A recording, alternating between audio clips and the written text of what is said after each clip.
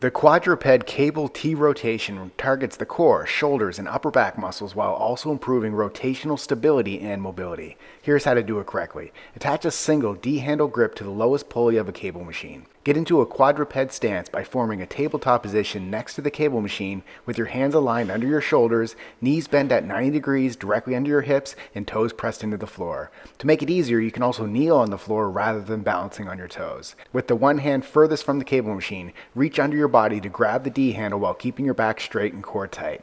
Brace your core muscles to maintain a stable spine throughout the movement. Begin to pull the cable handle under and across your body while rotating your torso away from the cable machine. As you rotate, lift the handle upward, forming a T shape with your body as your chest opens towards the ceiling while keeping your non-working hand planted on the ground.